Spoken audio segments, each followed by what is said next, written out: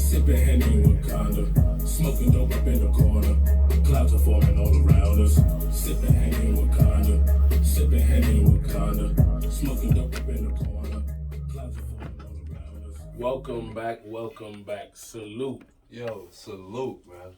It's the Kevin Speaks Vegeta's Pain. And it's Dre, XO Music. You know the vibes. And as we all know, it's a lot going on. Yo, what we talking about today, Dre? Well, Kev, we back with another episode. And today's episode, we're going to get into something a little spicy and a little controversial. Okay. So, what happened to our black leaders? So that's the aim for today's episode. So I guess you want to jump into that?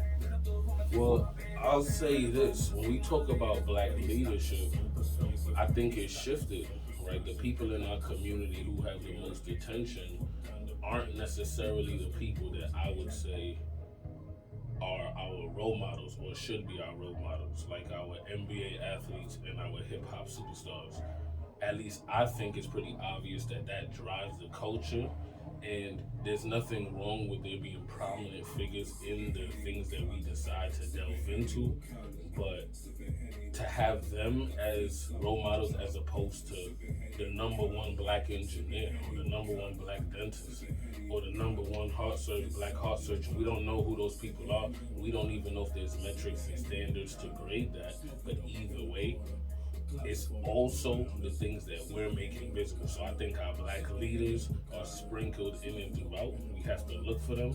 It just becomes harder amongst everything that's sort of happening. But what would you say happened to our black leaders? Well, because I was crazy. I was actually going to jump into the past and say, well, what happened to Malcolm X and what happened to the MLKs? And when you really delve into that, now we could really delve into what history says and what the news reports say. You know, I personally don't go with what's just being fed to us. You know, I'm conspiracy theorist number one.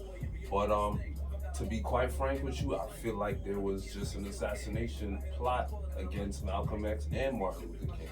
So when we talk about leaders today and these fields that you're talking about, sports and music, and we don't know the real fields that should really be the leaders. When you talk about someone who just wants to be an activist, who just wants to put good words out, our MLKs, our Malcolm X's, our Marcus Garveys, they're non-existent. And I feel like it was just blatant assassination. I'm gonna just keep it quite frank with you. I mean, you got anything playing God's advocate on that? I mean, what you saying with that? Well, when it comes to like people of the past, I think, yeah, right. I think assassinations, those men were murdered, they were killed to some degree, right? I think when examining... Hold on. When you say to some degree, can you clarify that? Okay, well, what I mean there's a spectrum, but I do agree with the assertion that they were killed for the things that they were promoting, right? Blanketly. But when I look at now Malcolm X, when you think about all of the infighting that was happening in the Nation of Islam at the time, when you think about the other ministers and people who were in prominent positions, that the depictions show historically that they were envious, right? And that how they made Malcolm's life more difficult and how it might be some nefarious and foul play from within organizations, and I'll say that he might have been a part of. So when we talk inside job, so I'm saying I agree with you, but on the one hand, we have our black leaders who were blatantly killed by the white supremacist power structure, and then you have Malcolm X, who there might have still been influence from these white supremacist entities, but carried out by people who might have been closer to him. So you bring up a really greater point, and what I really get from what you're saying, we're basically being attacked on all sides. So even from our own people, I guess, since our inception, our own people, that's kind of the narrative. We bring ourselves down. Then you got white supremacy, the machine is just against us. So if we're being attacked from all sides, that's one of really the purpose of this episode is where are the black leaders at? And if we even try to get into those positions of prominence, why can we not get there? Does it seem like such a, I'll say against the wall, you know? I'll say this as well. When I think you bring up a very good point of the attacks from other black people, because I think as long as we've been trying to make progress, there has always been one, right? This notion that there's always one. A lot of the great slave revolts that didn't get to transpire and or didn't pick up the momentum they might have oftentimes happen because someone within the ranks gave up everybody else, not for absolute freedom, but just the opportunity to be further along. So I think when we talk about attacks, I think it's very important to identify, like I said, the white supremacist structures that are constantly attacking us, but also what we've done and have been doing to ourselves. So is that the fact that it always gotta be one? There's always just one. Is that human nature, or is that just our nature as a culture? Because I mean, other cultures they sell each other out, but it seems like for some reason we always just got that one. I see. I You see feel what me? you're Like, saying. so, like, is that our nature as a byproduct of human nature and our condition, or are we just that? Well, let me ask you, what do you think? I mean, honestly, I think it's really a product of our culture and that crabs in a barrel mentality that, like you said, they always do. There's always some level of competition and advancement. It's never collaboration over competition. It's always competition over collaboration, which is something as a people that we still haven't mastered. So even in the times when we had our leaders, like you said, there was envy, there was jealousy, there was infighting, like all of these things that it's like, come on, we're trying to look at the greater good, the greater goal, and we still can't get there because it's always that one. You feel me? To just set it off. So okay, let's bring it back. So whether or not we believe in conspiracies, can we not agree that there is no direct place for just freedom fighting in today's society? I'd absolutely agree with that assertion. I'd say we live in a society that's very censored. Um, it's very difficult to have an opinion that strays away from conventional thought and conventional thinking. And with that being said, it's very difficult to look at history as a historian and think you're just gonna mash up against the power structures in the same way.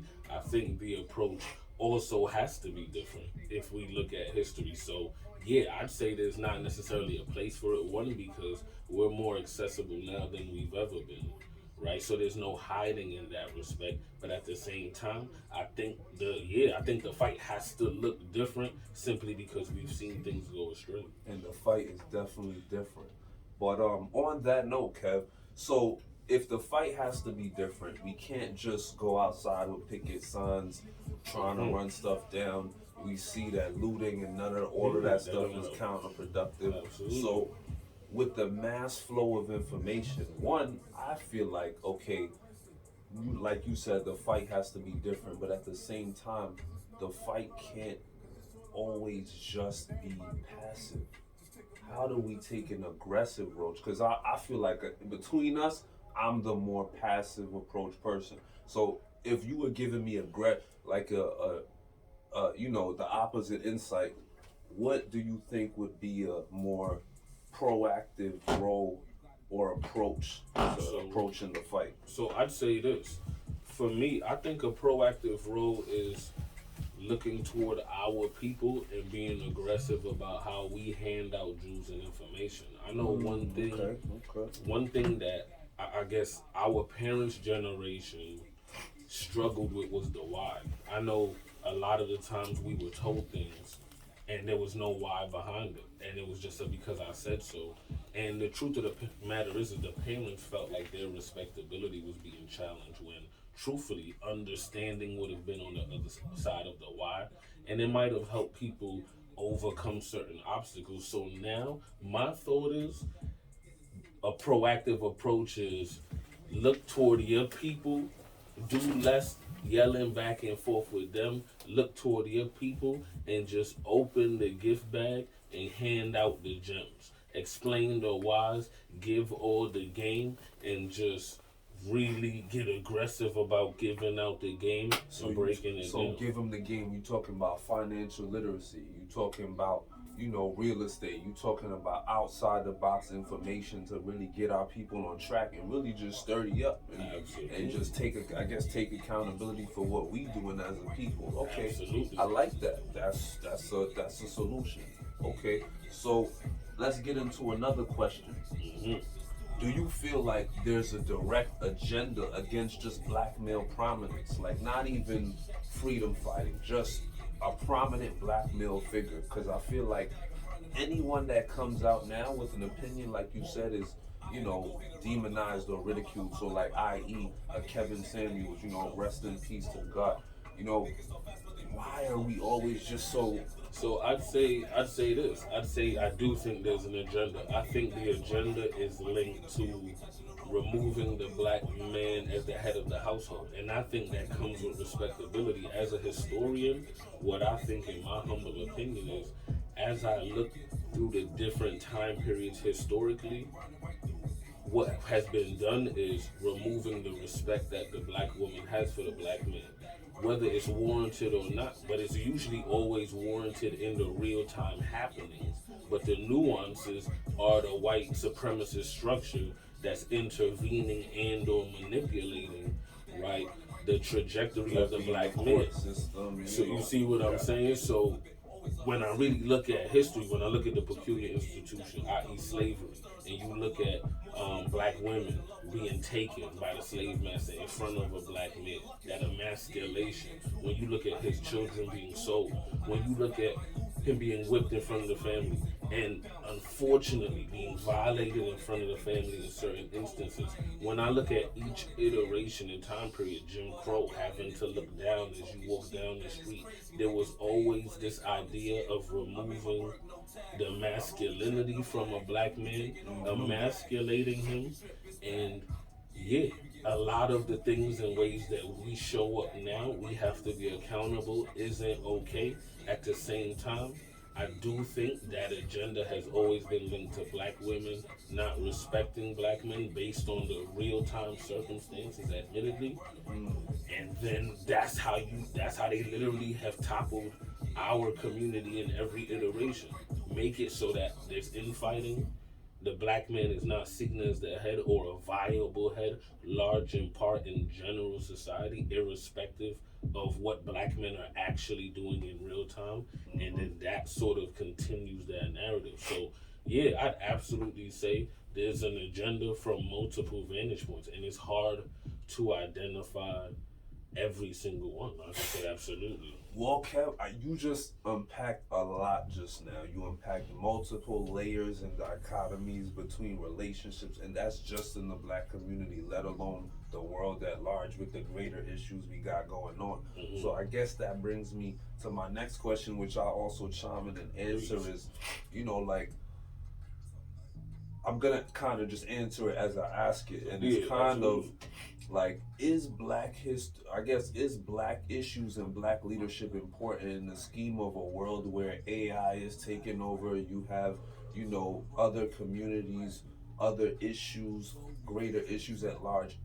Is it that important? Or are we being narcissistic and still feeling like we need that voice and that opinion? In my opinion, I feel like we definitely need it, especially if they're trying to take away our history in Absolutely. schools, etc., etc.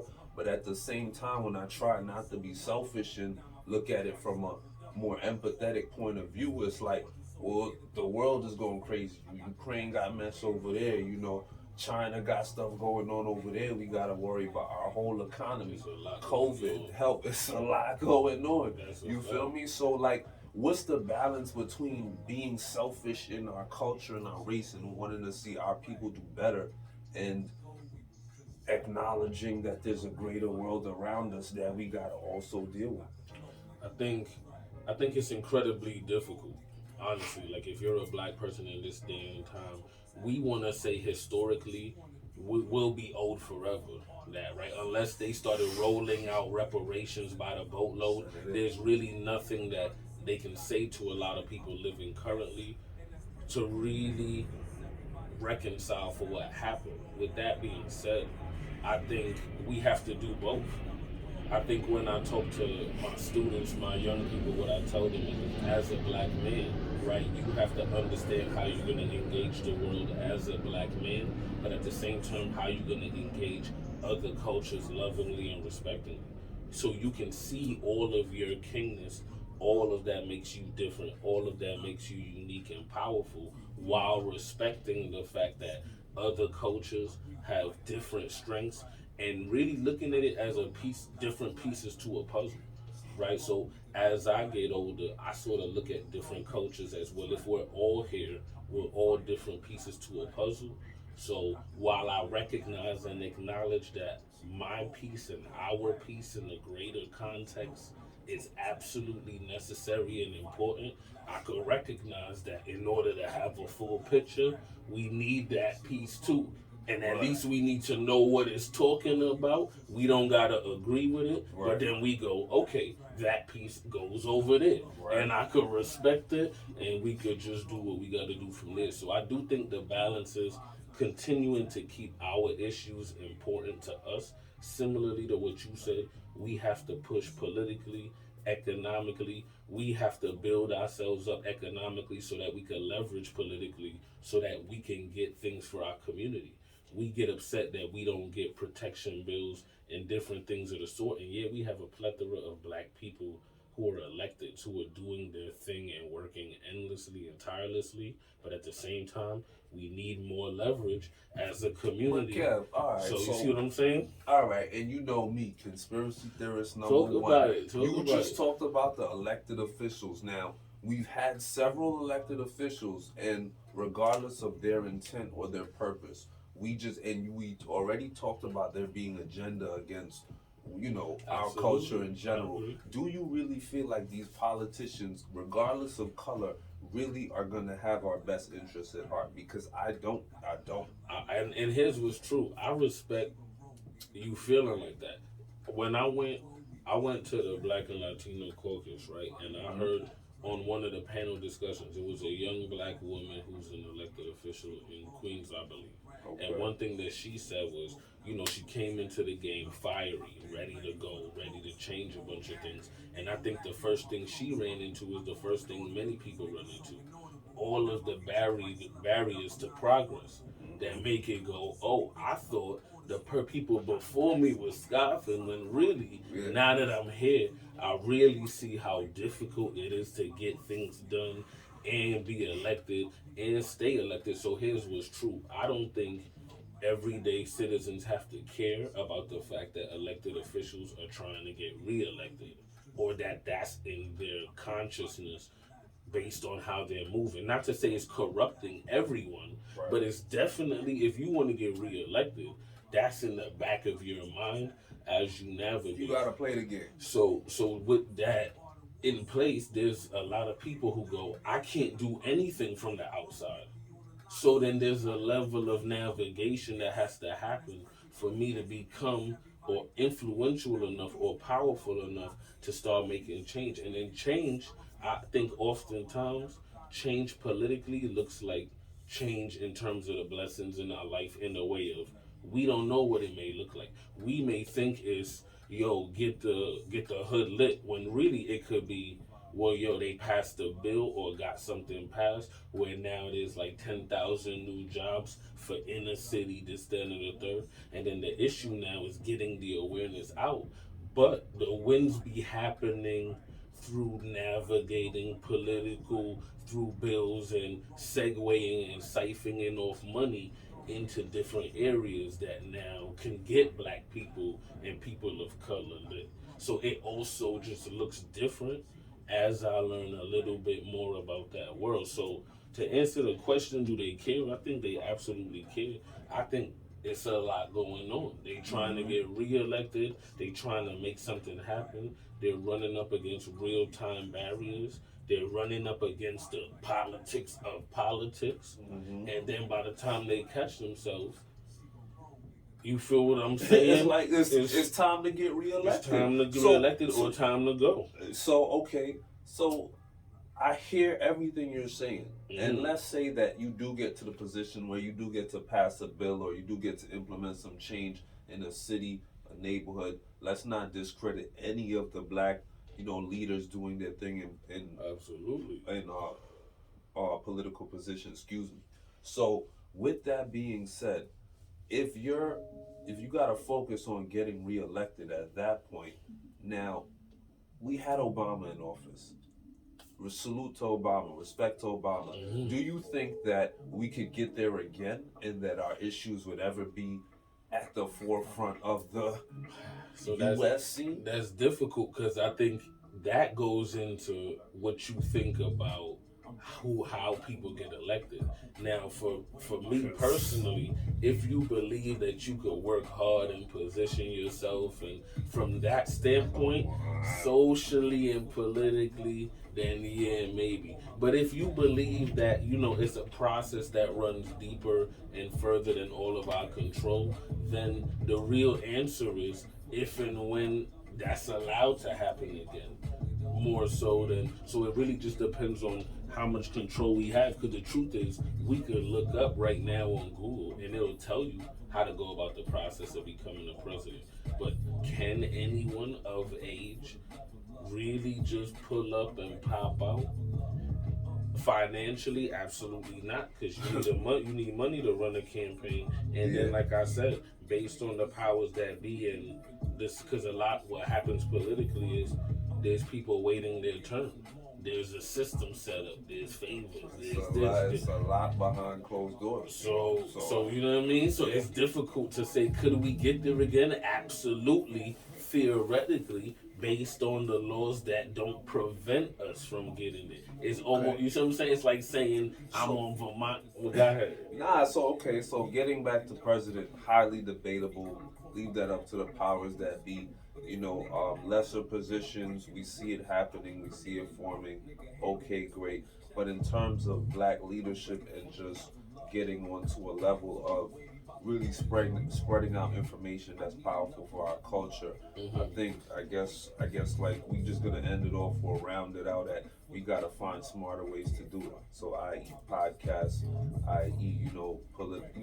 Political awareness, meetup camps where meditations happen, group fitness situations where people could just genuinely come together and build and spread awareness. You're a teacher, education, seminars, things like that that on a small level would lead to a big change. Go ahead, So, jump in. so let me ask you a question before we wrap up. I would love to hear your thoughts on what role do you think music plays in raising the community? Is it supposed to be more of a reflection, or is it supposed to be an influence? I think both. I feel like music has both sides to play. Unfortunately, the music industry, I feel like, is another one of those rigged industry where, the vibration is programmed and shifted a certain way.